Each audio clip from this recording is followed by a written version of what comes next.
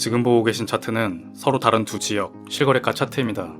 8개월 전 세종 이편한 세상 푸르지오 35평, 6개월 전 대구 월성 레미안 33평. 제 채널에서 전세 대신 매매를 제안했던 시점입니다. 작년은 채널 운영 초기여서 이렇게 특정 지역을 전망해드렸고 지금도 과거 영상이 그대로 남아있습니다.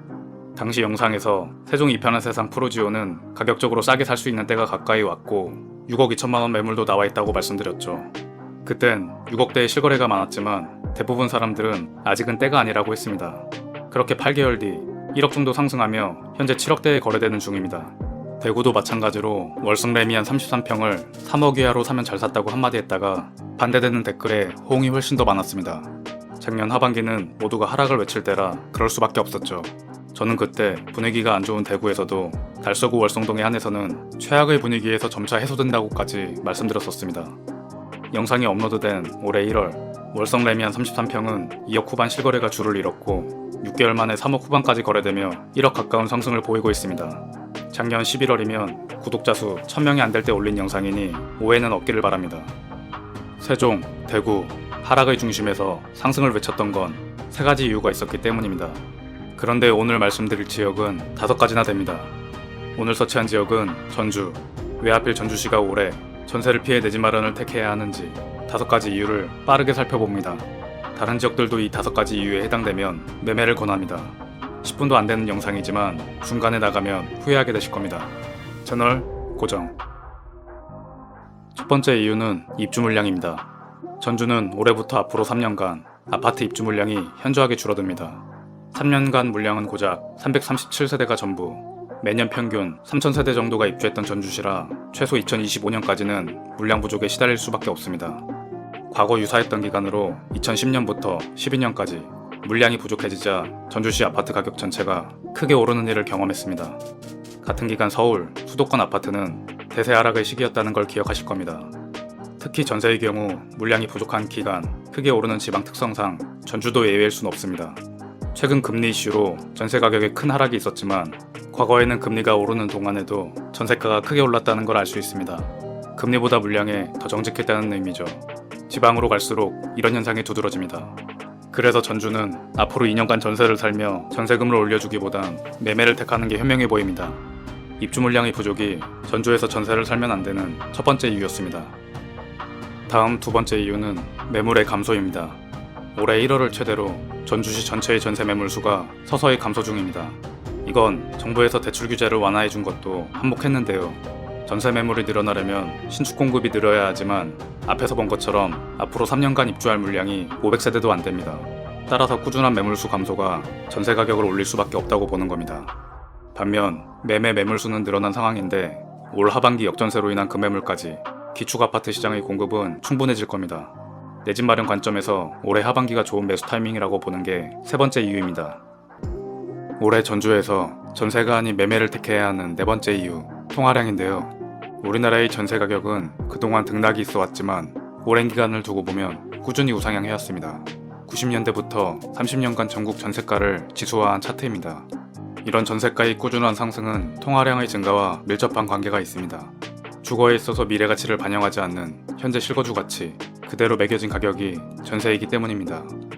통화량 지표 중 하나인 M1의 증가량과 비교해보면 상관관계가 매우 높다는 걸 알 수 있습니다.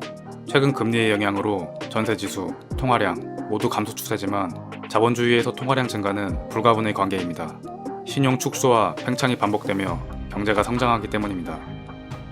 마지막 이유는 양극화입니다. 이건 전주뿐 아니라 모든 지방도시 마찬가지입니다. 인구가 점점 감소하고 소득마저 양극화가 심화되는 최근 지방의 트렌드를 반영하면 전주에서도 특히 내 집 마련으로 삼아야 할 곳은 1군 입지에 있는 신축 아파트입니다.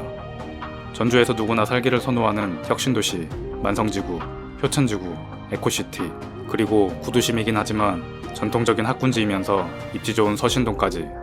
양극화도 그렇지만 제가 신축을 강조한 또 다른 이유는 앞에서 미처 얘기 못한 익산의 입주 물량 영향도 있습니다. 익산은 전북 안에서 전주시와 인구 교류, 생활권을 공유하는 가까운 도시입니다. 그런 익산에 내년, 내후년 계속해서 들어오는 많은 입주 물량은 전주 내 애매한 입지, 준신축, 구축 아파트들에 영향을 줄 것입니다. 아무리 익산이지만 신축이라는 상품성 때문에 경쟁이 되기 때문입니다. 반면 앞에서 이야기한 전주, 혁, 만, 애, 효, 서신동 신축들은 익산의 많은 물량에도 수요를 뺏기지 않을 곳들입니다. 전북 전체를 통틀어 가장 입지가 좋고 살기 좋은 곳들이기 때문입니다. 앞으로 전주에 들어올 신축들도 이들을 위협하지는 못할 겁니다. 지역 전망은 이쯤 됐고 특정 단지가 궁금하신 분은 멤버십 퍼펙트 서처에서 확인 가능합니다.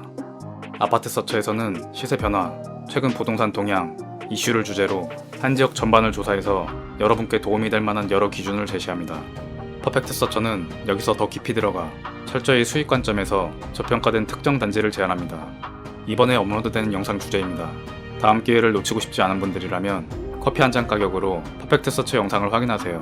고정 댓글, 링크를 눌러 가입하실 수 있습니다. 영상을 마무리하기 전 한 가지 중요한 이야기를 해드리겠습니다.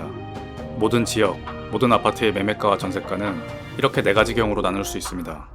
매매는 오르는데 전세가 오르거나 전세가 떨어지는 경우, 매매가 떨어지고 전세도 같이 떨어지거나 그 반대의 경우.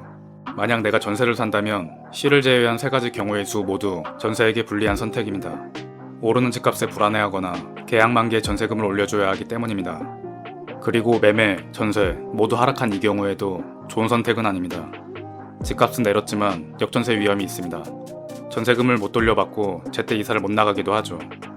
오늘 영상이 매매, 전세 모두 오르는 경우라고 한다면 2년 후 집주인에게 전세금을 올려주기보단 내 자산을 늘리는 선택이 훨씬 현명해 보입니다.